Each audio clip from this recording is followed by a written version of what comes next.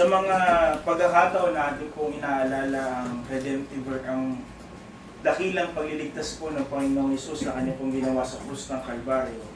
Marahil may mga iba't iba tayong damdamin, paraan kung paano po gawin ito.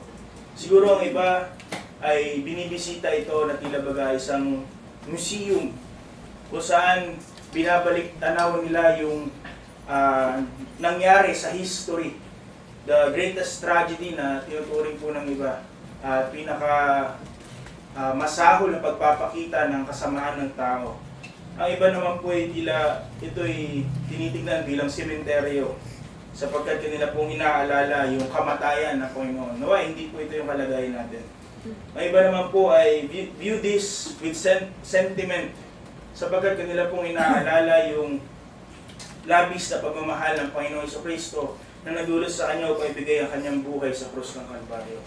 But for us to truly understand ang nangyari, ang kaganapan po sa krus ng Kalbaryo, we have to move from thinking that it's just a story. We have to move our thinking na ito po ay isa lamang kaganapan sa kasaysayan ng mundo. We have to understand that it is a decisive legal transaction in the Supreme Court of Eternity. Hindi lang po ito kaganapan sa kasaysayan, bagkus ito po ay mahalagang transaksyon sa hukuman ng langit. Sa pagkakataon ng Panginoon po ay Kanyang binigay ang buhay sa krus, ito po ay isang mahalagang transaksyon. Nangyari po noon ay ang pinakamahalagang transaksyon sa hukuman ng langit. So it is the moment where the gavel of divine justice struck the block. At ang hatol po is not to bring pardon, to give pardon sa pamamagitan ng pagsasabaliwala ng kautusan. But the demand is satisfaction. Kailangan mabayaran yung utang. Kailangan mabayaran yung hinihingi ng kautusan. And in the cross of Calvary, it was fulfilled. Calvary was a courtroom. It was a divine audit. It was the place where the ledgers of heaven were opened and the greatest accounting transaction in the history of the universe took place. So atin po dapat maunawaan to have the right perspective about our salvation. We have to understand na yung satisfaction na hinahanap ng kautusan will not be found in us. For us to stand before the holy bar or the holy law of God, tayo po dapat ma-realize natin that the satisfaction will not be found in us. Kung tayo haharap sa Diyos with nothing to pay and no way to earn it, we have to understand yung satisfaction ng kautusan na yon must be found in someone else. Therefore, kung tayo haharap sa hukuman ng langit, hindi tayo maghahanap ng kaibigan lamang. We have to find an advocate, not just to defend us against the accusations of the enemy, but to stand as our substitute. Magiging kapalit natin in that court upang saluhin ng galit, ang banal na galit ng Diyos. So tonight, we are focusing on the only ground upon which a sinner can stand, the substitution of the cross. So dalawa lamang po ang ating puntos. First point, the deposit of the Savior. So hindi po natin sinasabi na may dineposit ang tagapagligtas, bagkus kung ano po yung inilagay sa kanyang account. So, may daang taon bago po nangyari ang kaganapan sa krus ng Kalbaryo, bago po ipako ang Panginoong Hesus sa krus at siya po ibayubay. The prophet Isaiah had prophesied. Sabi niya po in Isaiah 53 verse 6, all we like sheep have gone astray. We have turned everyone to his own way. And the Lord hath laid on him the iniquity of us all. So may kita po natin dito is that yung kasalanan the guilt of the sin of the sinners ay hindi lamang po katulad ng ating paulit-ulit na natalakay sa seryeng ito, ay hindi lamang po binaliwala, hindi lamang po pinagkibit-balikat lamang ng Diyos. God did not wink at wickedness, sapagkat every transgression, lahat ng pagsalansang, lahat ng mga secret corruption, and every act ng rebellion against God and His holy law, ang ginawa po ng Diyos sa krus ng Kalbaryo is that all of the sin of all man in all ages, in every time, in every places, all of that was imputed to the Lord Jesus Christ. Amen. It happened at Calvary, a massive, staggering legal transfer. Kumbaga, lahat ng pagkakautang ng bawat tao, inilipat po sa pangalan ng Panginoong Jesucristo. The Apostle Paul write with clarity in our key verses, ating key verse po, kung ano po ang nangyari noon. In verse 21, sabi niya, for He, ang Diyos Ama, had made Him, ang Diyos Anak, to be sin for us, who knew no sin. Hindi po sinasabi na ginawang makasalanan si Kristo. It didn't change His nature. Hindi po nagbago na ang Panginoong Hesus is the Lamb without blemish and without spot. But legally and judicially and painfully, the Lord Jesus Christ stood in our stead. Yung krus na kanyang dinala at ang mga pako na pinako sa kanyang kamay at paa, ang sibat na sinaksak sa kanyang tagiliran ay para sa akin at sa iyo. The shackles of the guilty man. Yung talikala na para sa akin at sa iyo ay tinalikala sa kanya. And this substitution is not an invention sa krus ng Kalbaryo. Hindi po ito pagiging tuso, hindi po ito pagiging handang mag-adjust sapagkat wala nang paraan, wala nang choice ang Diyos. God had been preaching substitution since the fall of man. Kung inyong naaalala, when Abraham stood upon Mount Moriah, at ang kanya pong anak na si Isaac was bound at the altar. What happened there ay hindi lamang po sakripisyo, because what we see there is substitution. Noong punyal po ay kanya nang itinaas at handa na pong ibagsak kay Isaac. Ang Diyos po ay nagpadala ng isang tupa.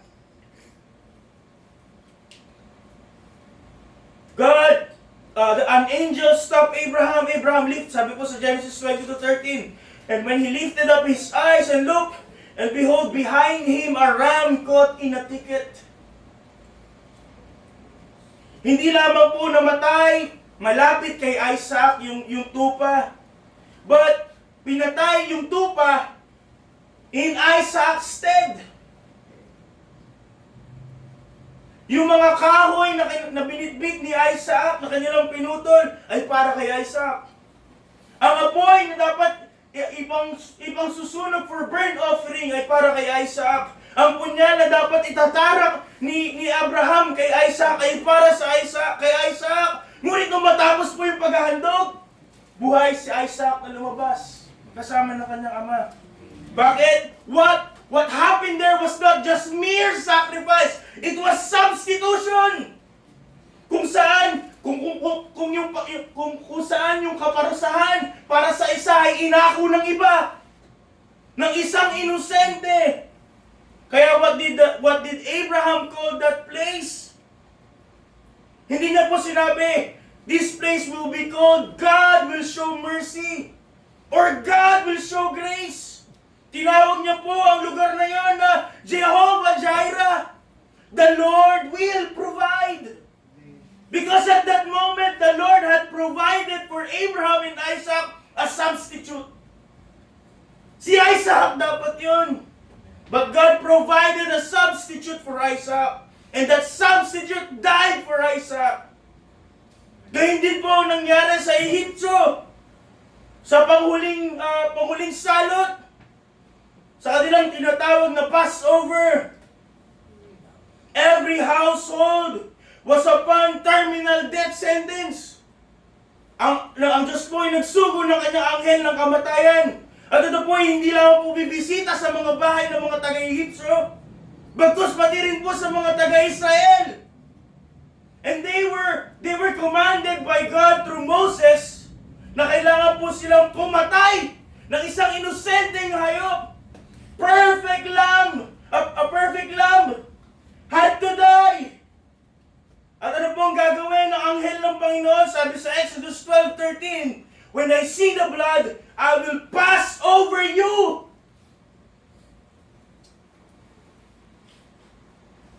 Hindi binaliwala lang na okay, Israelita kayo, hindi ko na kayo dadalawin. Hindi na kayo parte ng judgment na ito. But the firstborn Israelites live because someone died for them. Sila dapat yun eh.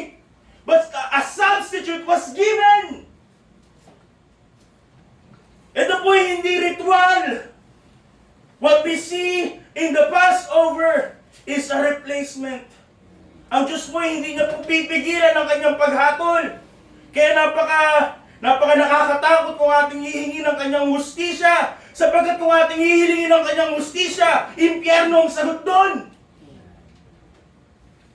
The Lord, because of His justice, will not stop His judgment. And what happened in these instances? Someone else paid the fine. Ang paghukom ng Diyos ay bumagsak, ngunit buhay ang mga firstborn sapagkat iba po ang sumalo ng galit ng Diyos. And year after year, the great exchange happens during the Day of Atonement, kung saan ang high priest will perform a transfer. May kita po natin in Leviticus 16:21. Inyong inote na lang po kung saan ang high priest will lay his hands on the scapegoat. Kung tawagin, ito po tinawag na scapegoat. At kanya pong i-confess, ipapanalangin, na i-confess lahat po ng kasalanan ng Israel, ng buong bayang Israel.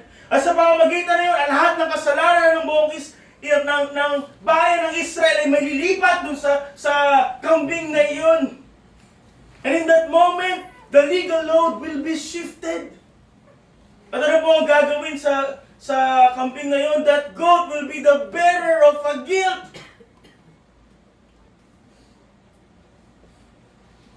Yung guilt na yun ay hindi sa kanya. He didn't earn it. It was the guilt of that nation. It was imputed upon that goat.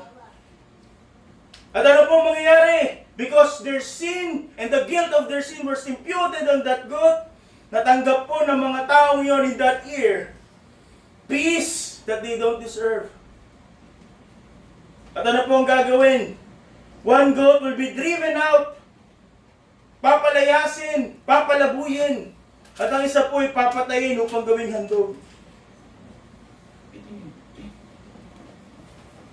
Ang mga ito po ay but shadows, sabi sa Hebrews 10:1, but shadows of good things to come. Ito po ay mga signposts na nagtuturo sa tunay na imahe, sa tunay na pagkakataon, sa tunay na pangyayari. All of these are signposts pointing to Calvary. Kaya nga po nung nakita ni John the Baptist ang Panginoong Hesus, hindi niya po sinabi, behold the greatest prophet. Hindi niya po sinabi, behold the greatest example. Ano po ang kanyang deklarasyon in John 1:29? Behold the Lamb of God which taketh away the sin of the world.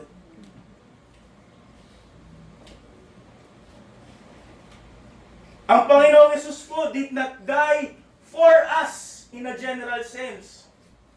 Ang katotohanan po, in judicial sense, He came to die as us. He didn't die for us, but He died as us. Mahirap po yung Tagalogin.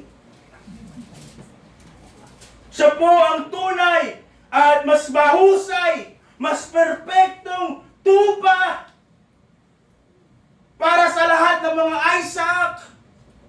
He is the true and better lamb for every household.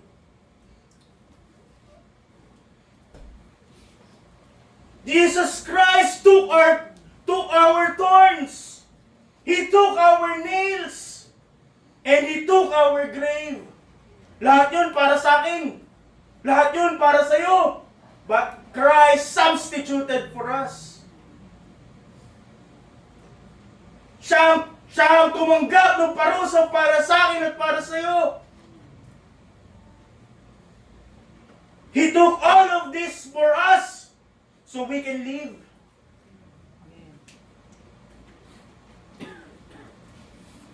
And because He was made sin for us, hindi po naging lenient ang Diyos Ama to punish Him, katulad po ng ating pinag-aralan noong nakaraan.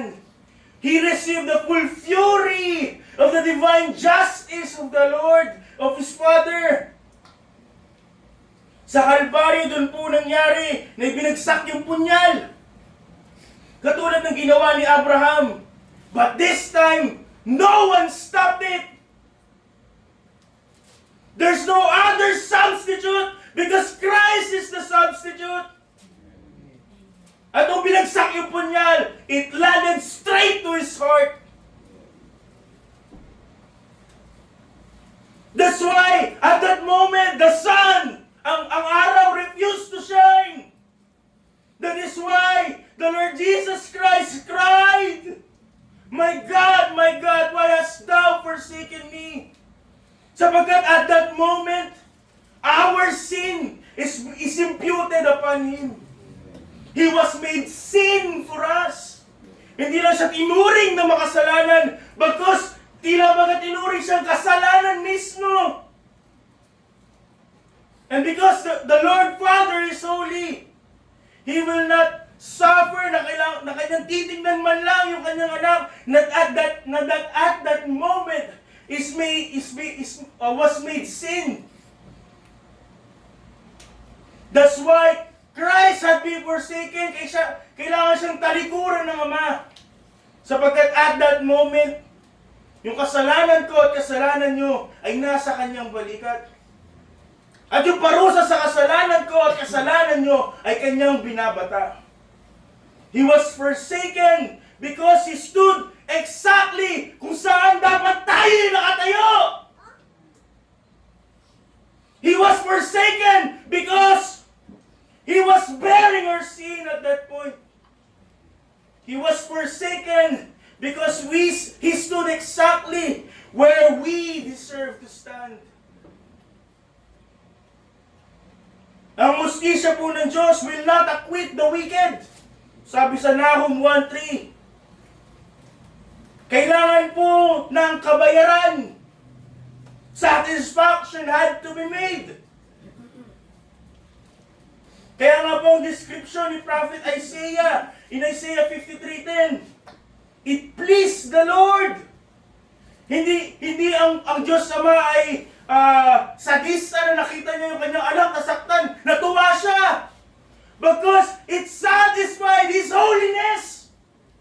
That's why the description is, it pleased the Lord to bruise Him. He had put Him to grief. Kasi at that moment, sa krus ng Kalbaryo, the innocent substitute was crushed beneath the wrath na dapat ay sa akin at sa iyo. Ang Panginoong Hesus na inosente na tumayo sa ating katayuan ay dinurog ng puot ng Diyos na dapat ay sa akin at sa iyo. Hindi po siya biktima ng Roman politics. Hindi po siya biktima ng religious corruption. Why did that happen? He voluntarily sacrificed Himself.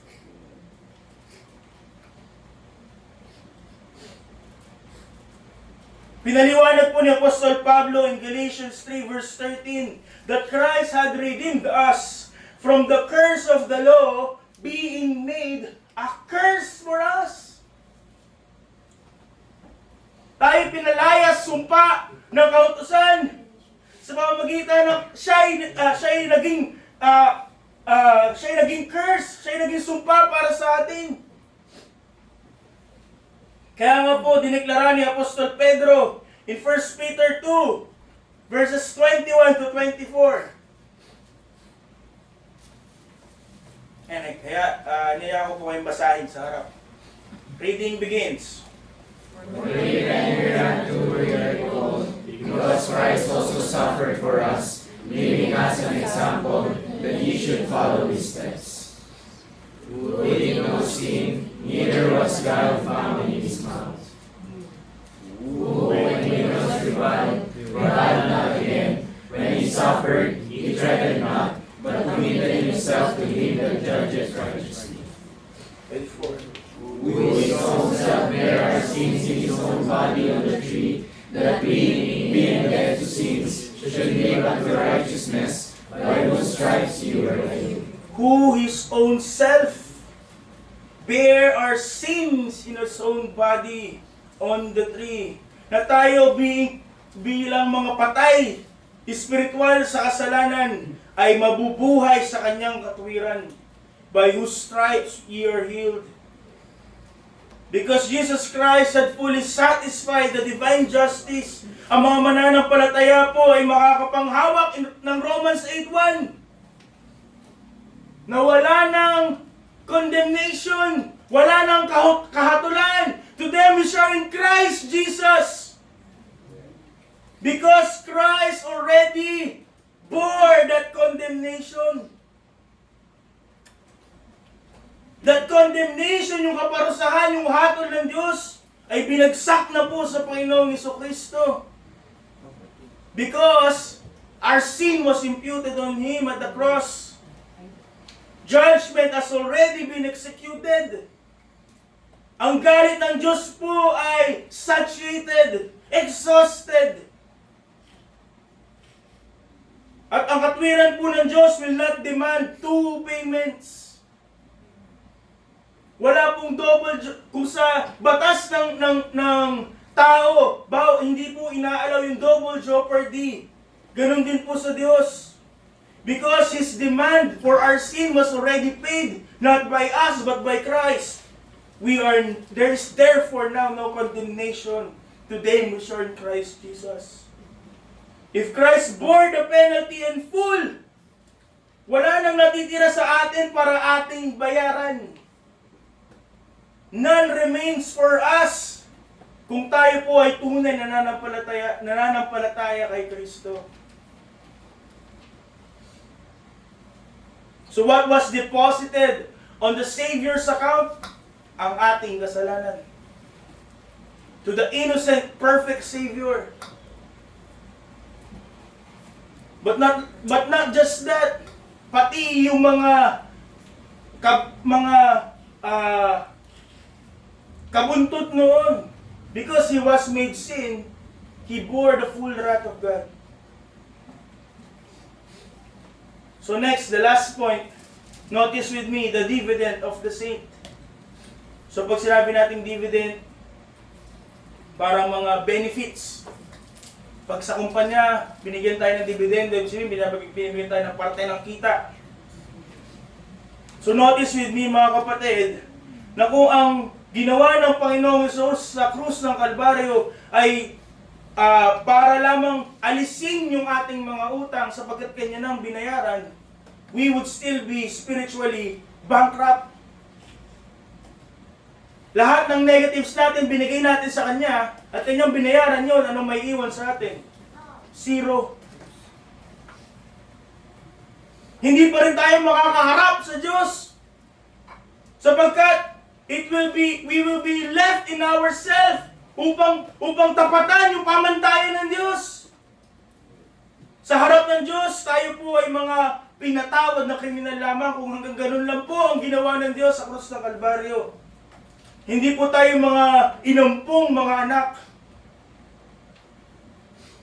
Ang ating mga tanikala ay makakalagan, but we will be standing in the courtroom naked and ashamed. upang tayo po ay pumasok sa kaharian ng Diyos sa langit. It is not enough to be not guilty. Kaya hindi po ano po ang tawag sa mga niligtas, hindi po innocent, hindi not guilty.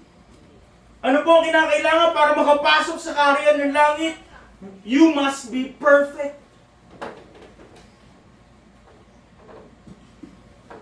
Kailangan ng ating mga account is not just empty. Ito po dapat ay punong-puno. Nag-uumapaw. Para ang isang tao ay makapunta sa langit.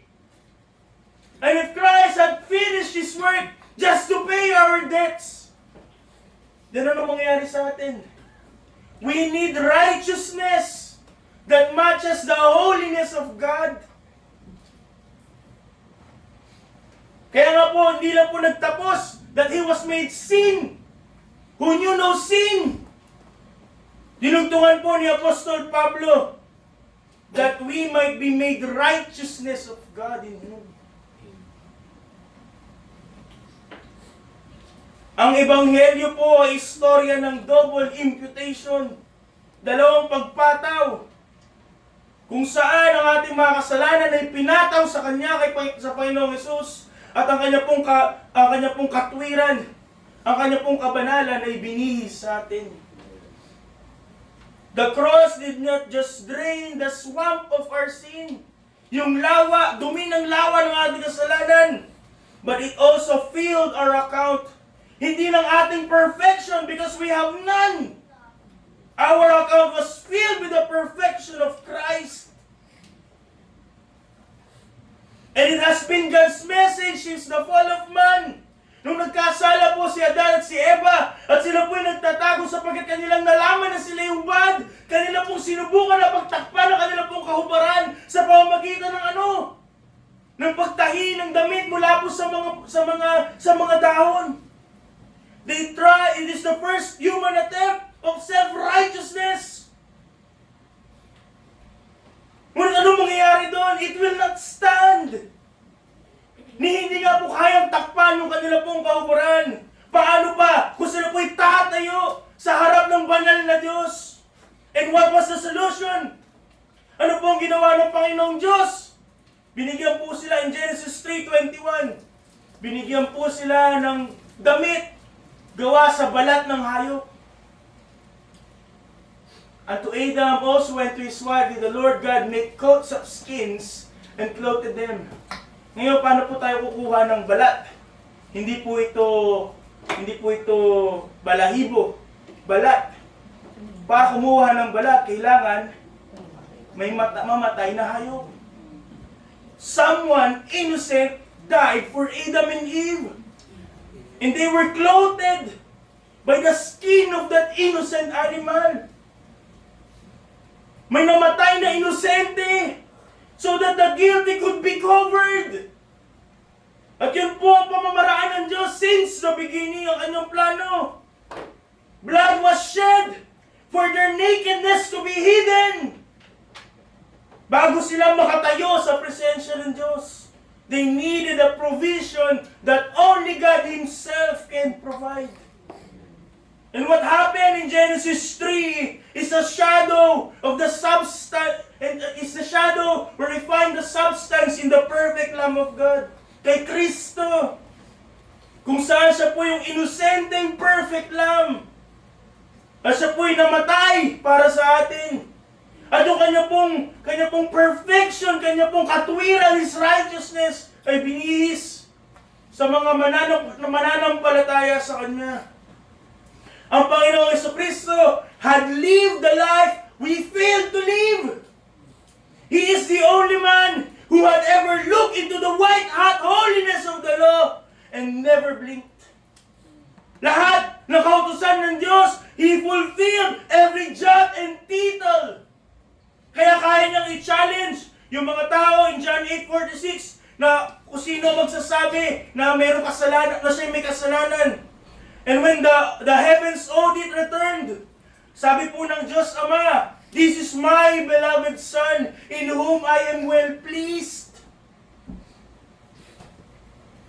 At sa pamamagitan po ng pananampalataya, yung kanya pong record of flawlessness, His flawless obedience will be deposited in our account.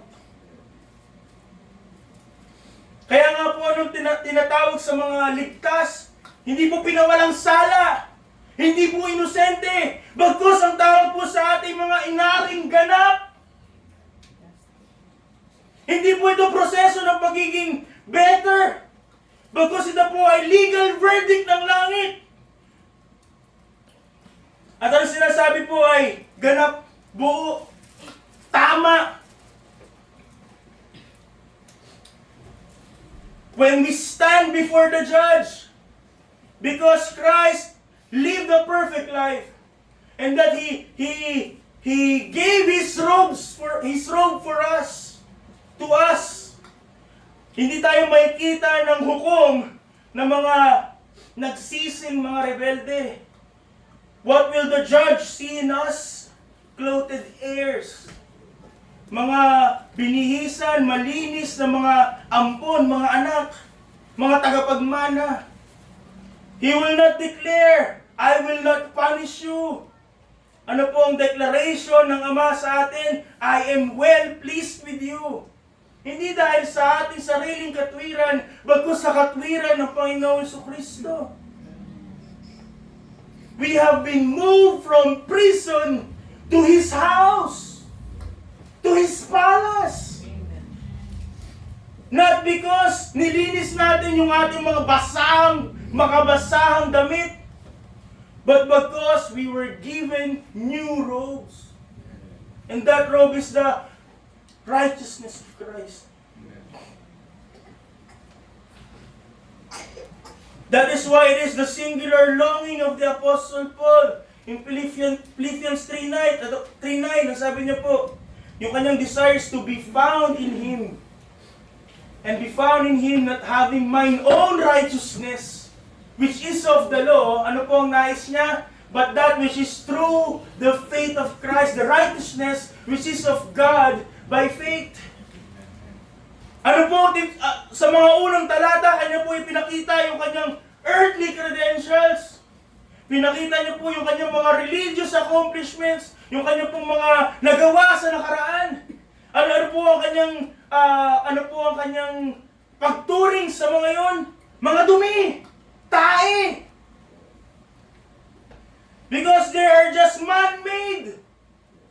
They will not really compare to the righteousness ng Panginoon Jesucristo na nire-require ng Diyos. Ano po sinasabi ng Apostol Pablo? He didn't need. Ang ganda na ng resume niya eh. But he was not saying he needed an improved resume. Ano po ang kanyang longing? Ano po yung kanyang ninanais dito? What he wanted was the dividend of the saint. Yung benefit from the Lord Jesus Christ, that is righteousness through faith in Christ. So at the cross and at the moment na atin pong tinanggap ang Panginoong Jesucristo, our sin, yung kasalanan natin at ang mga baggage na kasama nito, and that is the wrath of God, was imputed on Christ. Nilagay sa kanyang account. Lahat ng ating pagkakautang mula sa Diyos, si Kristo ang nagbayad. He took the strike.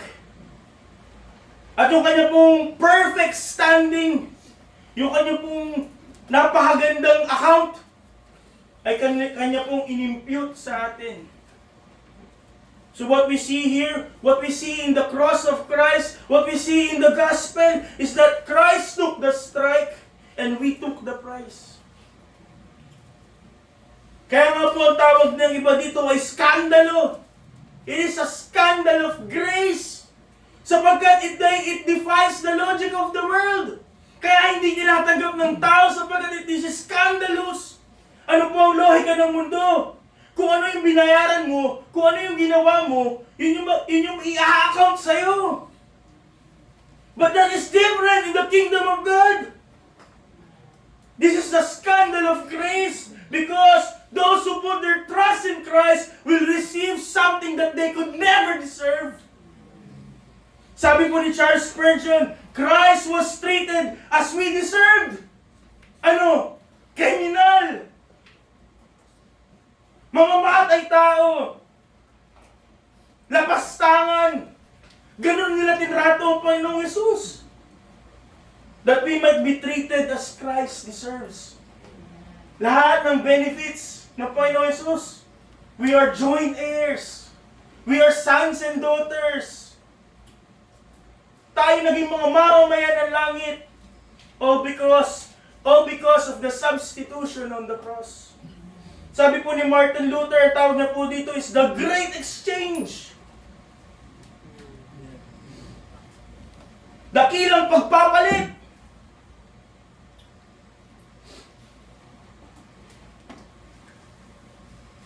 Sa kanya pong sulat, sabi niya, learn to know Christ and Him crucified, and say, Lord Jesus, Thou art my righteousness, and I am Thy sin.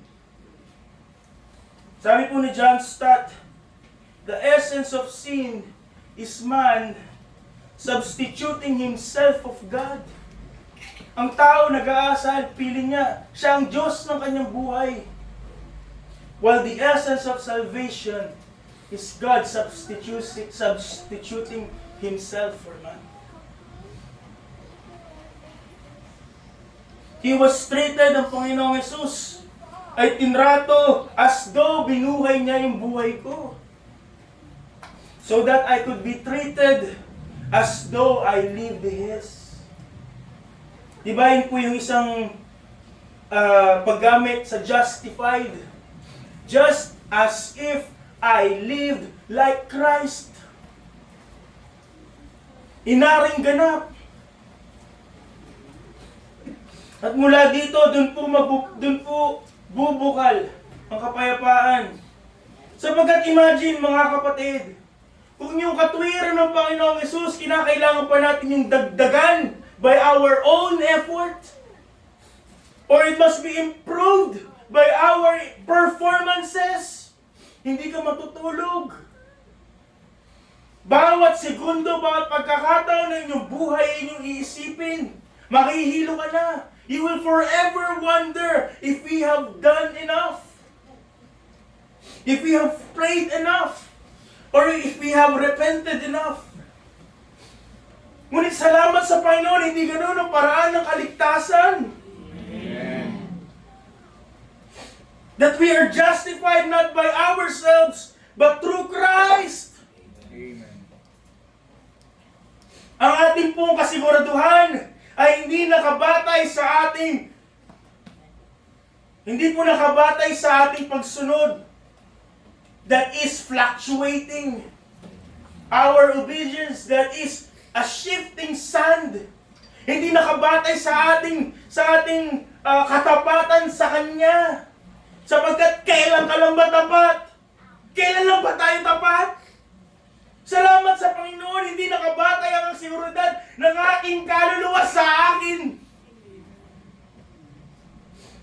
I thank God that it is founded upon the finished obedience of Christ. Amen. Obedience that was perfect sa kanyang buhay sa mundong ito hanggang sa kanyang kamatayan. Amen.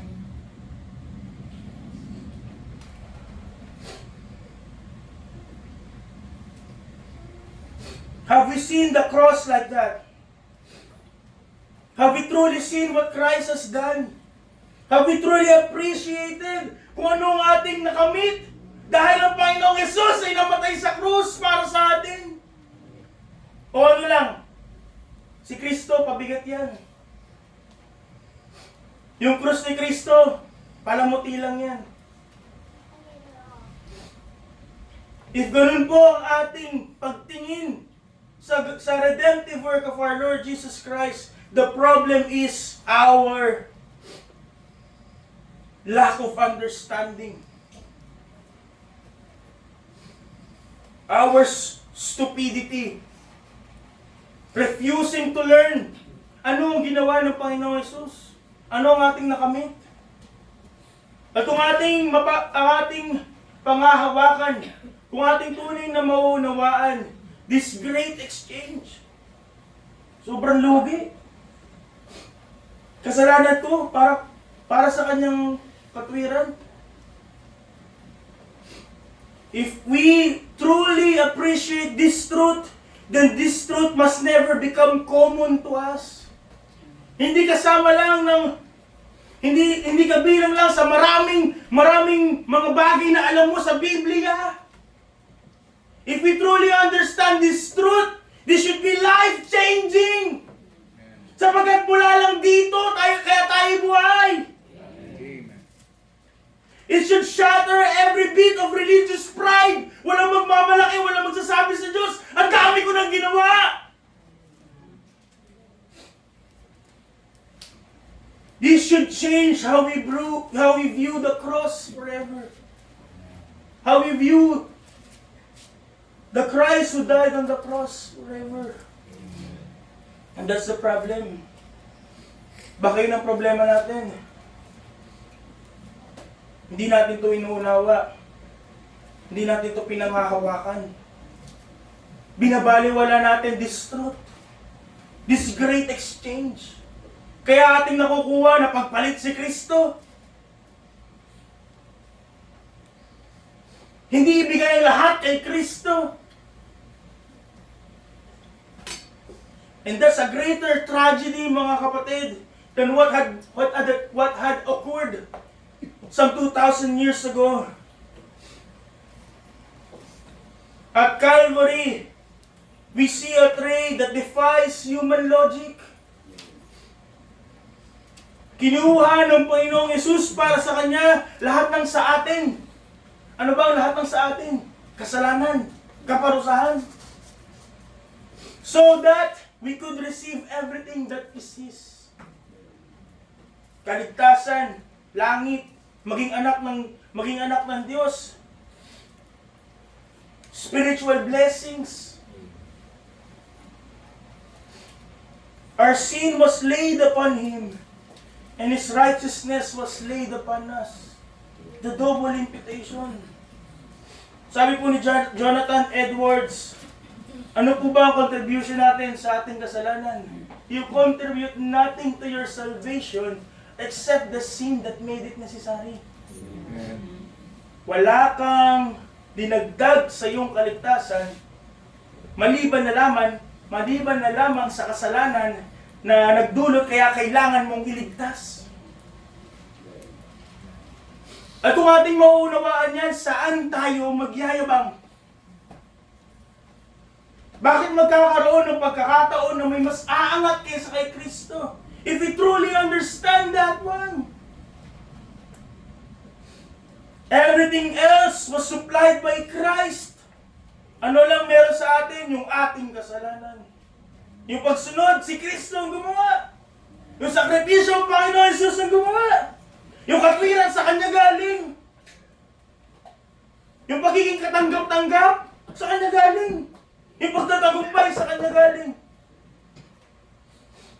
So if we truly understand this truth, ano dapat ang nakikita sa ating buhay? Hindi mga mayayabang na puso. Sapagkat tayo mga walang kakayahang iligtas ang ating sarili. Hindi mga kamay na hindi handang gumawa para sa Diyos. Not with holding hands. Ulay. Next.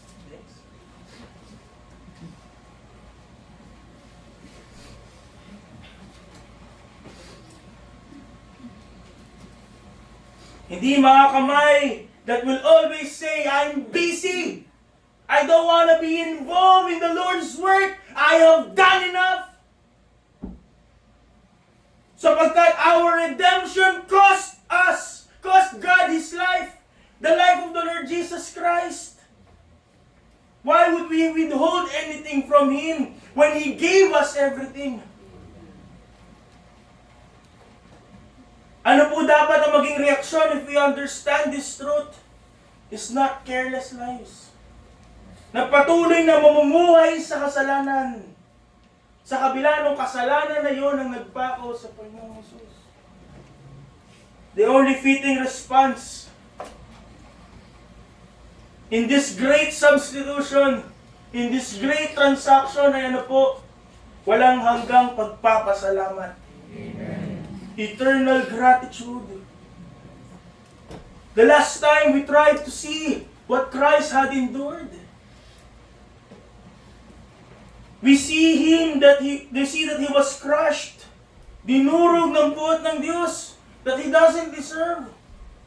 Puot ng Diyos that we deserve. And right now, ating nalaman that His perfect standing ay Kanya pong ibinihis sa atin. Yung Kanyang perfection that He has earned, Kanya pong ibinihis sa atin something that we can never ever earn. At kung atin yung nauunawaan, paano mong hindi mamahalin si Kristo? Paano hindi mag-aapoy ang pagmamahal mo kay Kristo? Kaya nga tama po yung sinabi ni Apostol Juan in 1 John 4:19. We love Him because He first loved us. But have you truly experienced His love? If not, then kaya ganun. Kaya walang pagmamahal.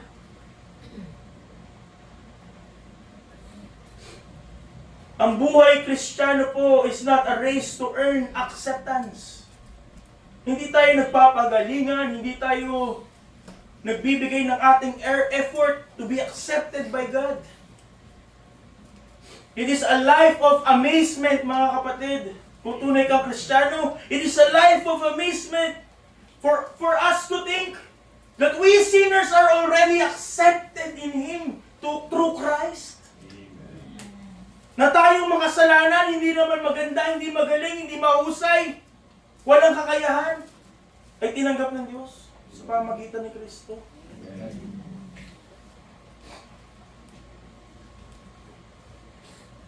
If we truly understand this truth, we will know that we do not serve the Lord to get His attention. Kaya tayo naglilingkod, it is because we have His heart. So mga kapatid, how can we remain indifferent when the Son of God stood in our place? Bakit tayo walang pake? Unti ang pake. Kung ang Panginoong Yesus ay tumayo sa ating sa lugar na tayo dapat ng tumayo, tumanggap ng parusa na dapat tayong tumanggap. If Christ had substituted for us in the cross of Calvary, kung atin yung nauunawaan, how can we remain indifferent? How can we live for the very sin na nagpako sa Panginoon sa krus? How can we love this world na pansamantala? Higit sa nagmahal sa atin ang higit kaysa kanino man. Higit sa Panginoon na nagbata ng sumpa para sa atin. If we truly understand what happened in the cross of Calvary, in the cross of the Lord Jesus Christ, tayo po dapat ay mga pagpakumbaba. Tayo dapat ay mga taong handang lumalwalhati at pumuri sa Panginoon, sumamba sa Panginoon. At may kahandaang tumalima, magpasakop at sumuko sa Kanya. Mga kapatid, lahat ng utang natin has been paid. Ligtas ka ba? Ang utang mo sa Panginoon ay bayad na. At ang Kanya pong balabal ay nasa atin. Therefore, if we truly understand that, then we should know that the Savior is worthy. Amen. Katulad nga po ng awit, our praise and our all should be for Christ alone. Amen. If we truly understand this great exchange, walang lalabas na hindi nabago. Amen. Ito po ang salita ng Diyos. Amen. Tayo po ay musitero. Tayo po ay manalangin.